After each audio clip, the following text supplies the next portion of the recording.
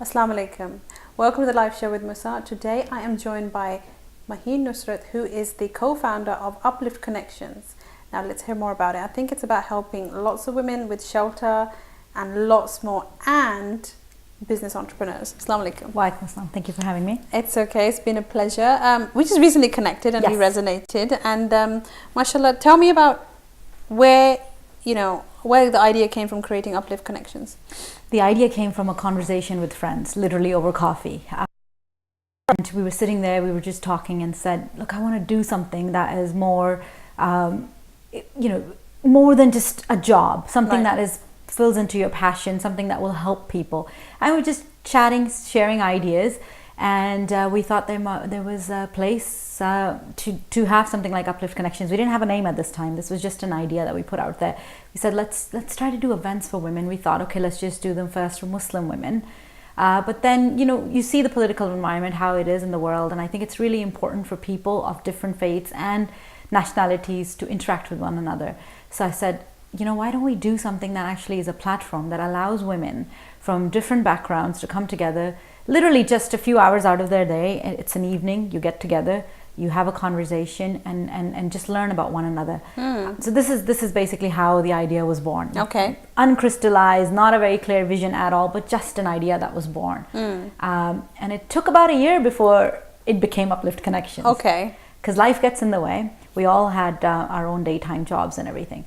And so then we had an opportunity to partner up with an organization, and we did our first event, and we had a hall full of multi-ethnic, multiracial women. We had speakers. I actually had one of my speakers who was from Vancouver, happened to be visiting at the time, and a speaker who was visiting at the time from Bahrain. And so they were the first event. First event, right? And it coincided with International Women's Day, so around that time.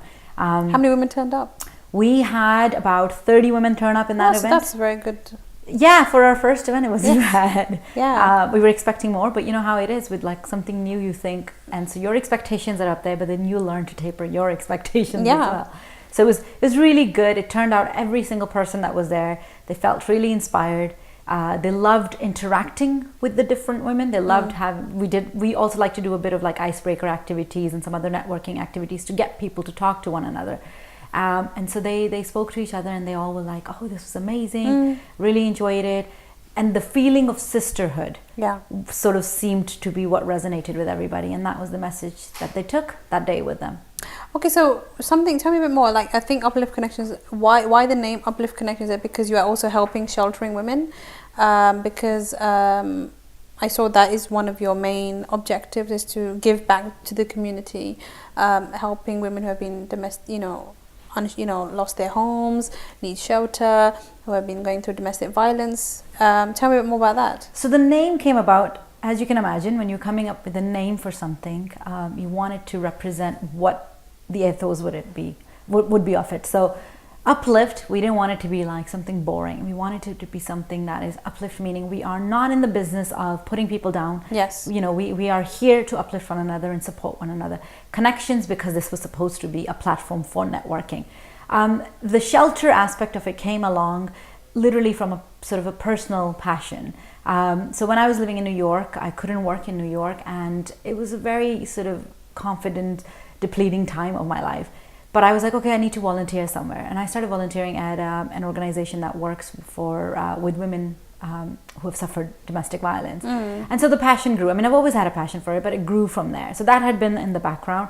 Then last year, Ramadan, I was unable to fast during Ramadan, and I just felt really disconnected from the whole spiritual experience, really down. And I was like, I want to do something back to the community. And I was like, what do I do? Kept thinking of ideas. And I started Googling Muslim women shelters around London. And I found one, and I said, I want to do Eid gifts for you guys. Can I do that? Is that something, do I need permission? They're like, oh, we would love it. Did a little private fundraiser, so my friends helped me out with like doing stuff. We walked around actually Watney Market and Whitechapel Road collecting scarves and things like that. Aww. And then we put together a lot of gifts together for these women, and we went and dropped them off. And this was just something that I did on my own. And then when Uplift Connection came about in March this year, Ramadan came, and I said, listen, I want to continue doing this to my co-founder. She said, why not? Let's do this. I think let's make this a part of our as something that we give back to the community. And that's how it just sort of began. So it started off with doing Eid gifts, and we did them on both Eids this year.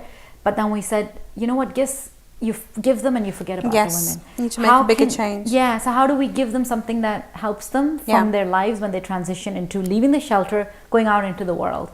And so we decided we're going to offer them workshops, confidence building and skills mapping workshops. We just did one. So like self-development. Yeah, essentially. Because I mean, as you can imagine, somebody who has gone through domestic violence and or a difficult situation and a trauma, their confidence takes a hit. They are in a rough place, so they need to rebuild themselves up, and you know, they've been used to hearing negative things about them for so long. So we did a skills mapping workshop with them, but it was done in a way where it was like putting the onus onto them and saying, well, what skills do you bring? What is it? So making them look inside and making them own what they already possess, but making them realize that there is something that they already have. And it was well received. So as I said, that was our first workshop, and it was only with the one women's shelter, but I do want to, you know, increase that, and I want to build relationship with other women's shelters around London, and I want to be able to go out and do these workshops for them. So the workshops, how does it work? No, we did a fundraising campaign essentially to raise money for us to be able to run them. As you can imagine. So did you have a big response? Did many women attend? So this was at the one shelter, and they only have a capacity of 14 women anyways, and from that they had about 5 women that attended. Oh wow. It wasn't a massive thing, but as I learned when I went there, that each woman that was there was at a different level anyways, and so some might have been ready to take that step and say, yeah, I want to attend a workshop like that. Some were not. So we had a smaller number, but it's about building a relationship. Yeah, of course. So even if you change one person's life, it's a big difference. So the 5 women that came, did they go away feeling exhilarated and feeling different and inspired? Absolutely. They absolutely loved it. They thought, you know, thank you so much. All of them said it. I mean, we had one woman who had just joined the shelter about a week ago. And she came along, I think, only because this other woman had brought her in just to come, just because they had become friends. She couldn't speak English. She spoke a little bit of Urdu, but she spoke primarily Farsi and Dari because she was from Afghanistan originally. She has lost 2 sons through Taliban having killed them. So she's suffered a lot of trauma. Her family is in Pakistan somewhere. She's here all on her own after taking a journey through different. So how did she reach here? Like, was it like just a refugee, like a refugee? Refugee. So you have to understand that we're communicating in broken language to each other. I can't speak Dari or Farsi. She can speak a little bit of Urdu. I understand a little bit of Dari and Farsi because there's a lot of overlap in Urdu anyways. Plus, my best friend is Persian, so I had exposure. Right. And so we're trying to communicate in 3 different languages, in broken languages. And this is what I sort of understood. And whilst doing the workshop itself, she was just telling me about how she used to be a teacher in Afghanistan, teaching Dari. And she talked about a couple of times, she would keep going back to that and talk. And then all of a sudden, she started having a panic attack. Because someone who's going through a post-traumatic stress disorder, of course, and trauma, and so we had to obviously call the coordinator of the shelter and help sort of sort the situation. Coming back to post-stress traumatic stress disorder, doesn't that involve memory loss? Depends, I think. I mean, I'm not an expert on this, but I think because when you said she was having that relapse or attack, because what tends to happen is I think you lose your memory and you go back and I mean, humans have if you go through trauma, humans have a way of coping with it. Yes. I mean, can you imagine living your life constantly living with that trauma? But how do you forget that you've lost 2 sons? You can't. Obviously, when she started talking about, yes, I used to teach Dari in Afghanistan, and she kept going to me, good teacher, you are a good teacher. But those are like the words that she knew. She kept doing, and then she said, I know because I was a teacher, and that's how she sort of told me her story. But it led her down a path which kind of made her realize that there's hope. Yes, but at the same time, it led her help. So it was a very difficult experience for me as well to see that. But at the same time, I knew, okay, I'm doing something. We're here for a purpose. Yeah. And we're doing something that potentially, maybe it won't have an impact right now, but I've made a contact with this woman and I've told her that, look, there's value in who you are. You might have lived with knowing that you don't have value for so many years, but I'm telling you, and we're here to tell you that you have value.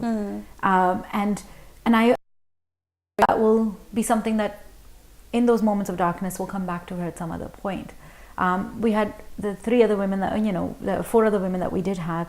They had also gone through a different experience. We had this one young woman, 26-year-old, and she was like, "Yeah, I'm confident by the end of the end of the workshop." Yeah, so it was, it was just having that little bit of feedback makes a big difference. Huge difference. Because you're like, at least I made even if a 1% of a difference, then it makes it worthwhile. Coming back to you going to these shelters, how long did you volunteer there for?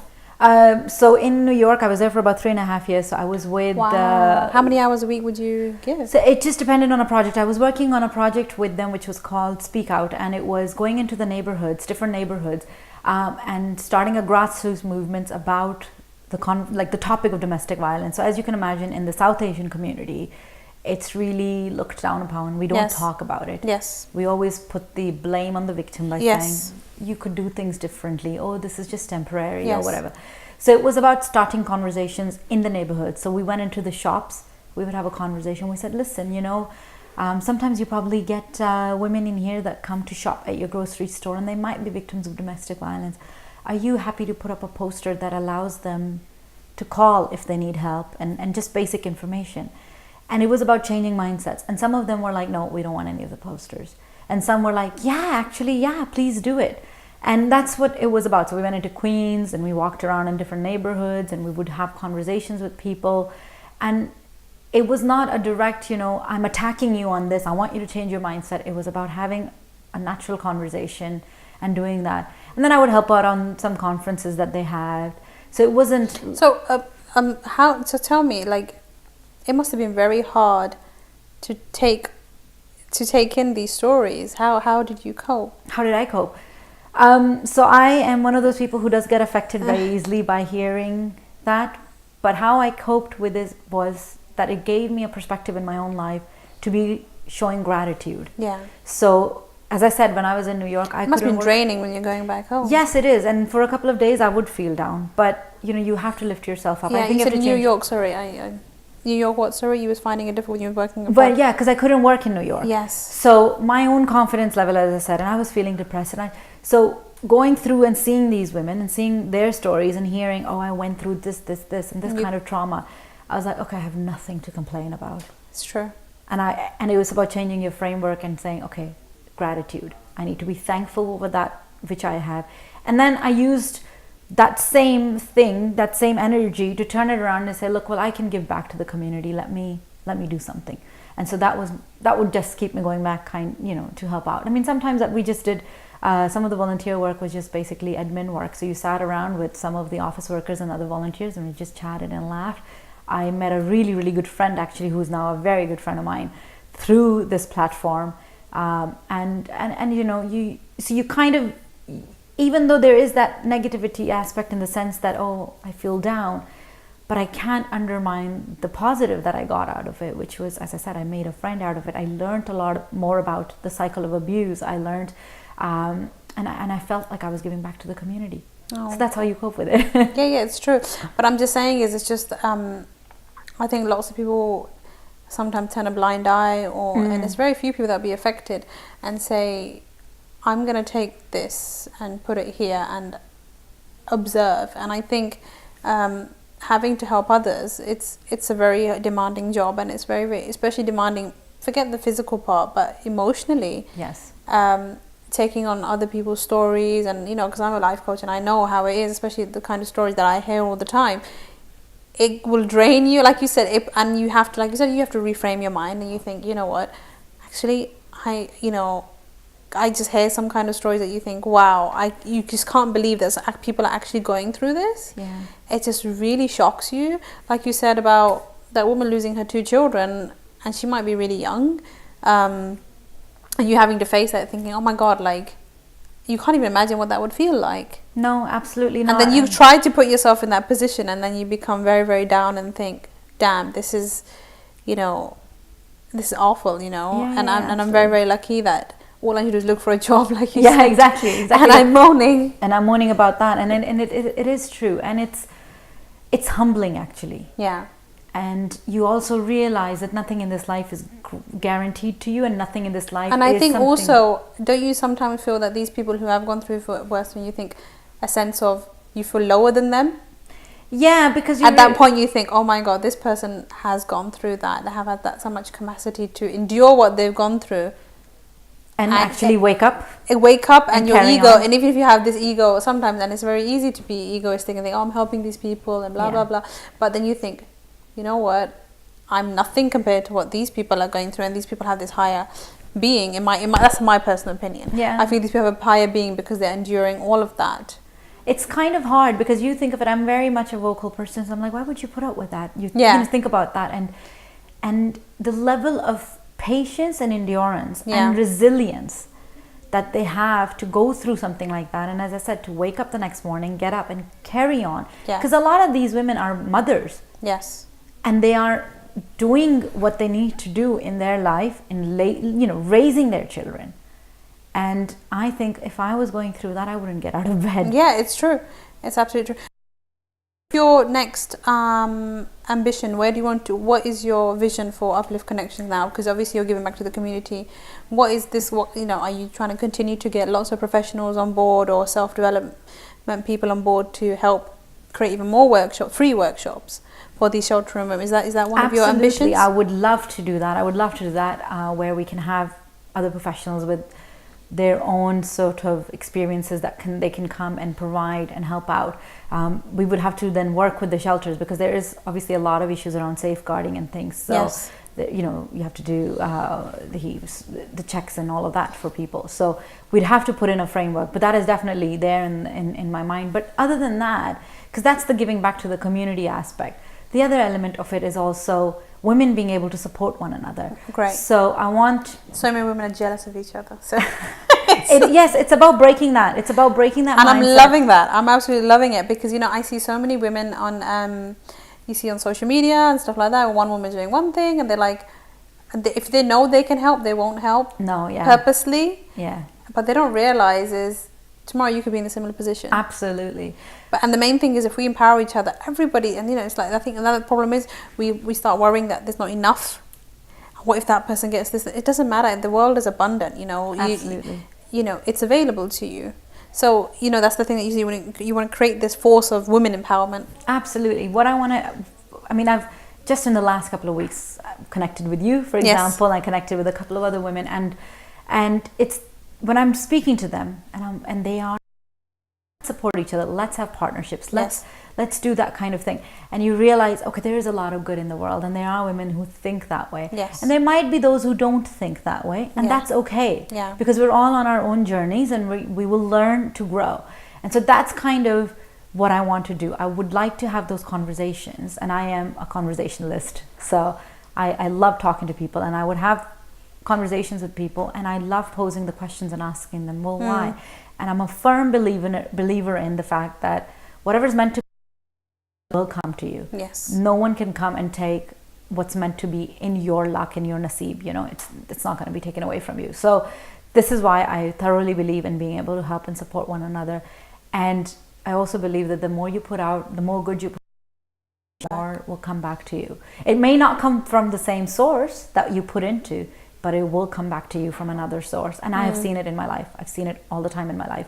So that is what I would love to do. I would love to start having those conversations, start talking about changing mindsets. And I would love for Uplift to be a global platform. If you're asking what the vision is, that's the vision. I want it to be a global platform, not just something, because we have followers on social media that are globally following us. So obviously there's something in the message that resonates.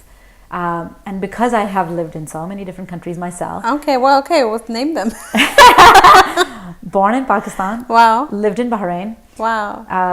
Brought up for majority of my life in Canada. Then moved to the US, and now I'm here in the UK. Which explains the Canadian accent. I called it American. She corrected me. No, it's Canadian. It is Canadian, yes.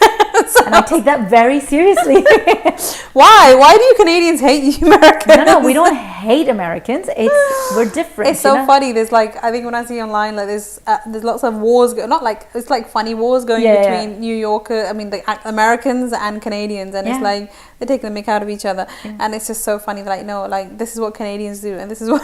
because we are different. We are a different culture. We're different, Yeah, they're like, yeah. And so it's all about it's kind of identity politics. Part of it is also in fun and games. Yeah. I used to get annoyed before. Why are you calling me American? Now I just laugh it off, and I said, no, I'm Canadian. Exactly. Well, actually, Canada is known to be a very super friendly place. It is. I'm biased, but it is. Really? Oh, okay. And it's super friendly, super tidy. Yes, that's one of the things. Everybody's smiling and happy. It's one of the things I struggle with. I struggle with like in New York, New York, and in London, because I feel like people don't want to talk to each other. Really? I felt, but in Vancouver, every time I go back home, everyone is talking to each other. I have struck up conversation. I mean, mind you, I've struck up conversations with people on the bus here as well. Yeah. But generally, people don't even like to make eye contact here. So, but you would be walking by and you say, "Hey, how's it going?" Or you just smile at each other and you just sort of go from there. So. So I had to adjust a little bit. Oh, okay. But I still haven't let go of my Canadianness. So I still will randomly look at somebody and smile at them on the road. No, so in Canada, so you can see the big difference. Why is everybody so happy there? Are they on drugs? No, because everybody is smiling. What drugs are you taking, Maheen? Tell me. All natural. This is all natural. I think it's just about. I mean, I think it's also because we're living in London. London's a big city, and it's the city life. I think it's the stresses. Everybody's stressed. Yeah. Now, where I come from is Vancouver. Vancouver's absolutely gorgeous. So you're surrounded by mountains and greenery and a lot of that. So perhaps that adds to it. I'm not sure. I mean, it's. As I said, it always amazes me how certain countries have certain rules or certain aspects, and it's like, and then people always say, "Oh, London," and then people want to come to, and they come to like, "Oh my God." Yeah, we have money here, but it's like everybody's dull, everybody's unhappy. More or less. Funny. It's very funny. When I came here, people in the UK don't want to stay in the UK. They're like, I want to go out. Oh, you come from Canada. Oh, that's so cool. Why'd you move here? Exactly. That was exactly my first instinct when I first met you, and I was like, you came from Canada to here? There's something wrong with you? Why did you move to London? What was the reason? So when in New York, and my husband and I used to talk about it. Oh, if his job moved him to London, at least I'd be able to work, kind of thing. And basically, to be honest, the traveling aspect was a huge seller. And the opportunity came for him, and I said, okay, let's do it. It was never a plan. I mean, I'm going to be here almost 5 years now. Next month, no, December. So I'll be here 5 years almost. Right. And we thought we would be only here for 2 years, but you've just been here. We are. Well, something must have kept you here. London isn't that bad. Well, yeah, I mean, it's sort of, taking life as it comes each and every day. Right. So now let's talk more about what is your next, obviously you've got another event coming up with the Uplift Connections, which is going to, where, lots of women can come along and, contribute to the sheltering purpose and stuff like that. Would you like to talk a bit more about that, please? Absolutely. I would love to talk about this. So 4th of November, we have our next event. This is the final event of the year, so don't miss it. Okay. So we've got this event happening at Us 2 in Shoreditch, and it's from 1 p.m. to 4 p.m. We have an amazing lineup of speakers. Our headliner speaker is Zora Kaku. She is the founder of Halal Gems. Okay. We've also got Vajia Amin, who is a relationships coach.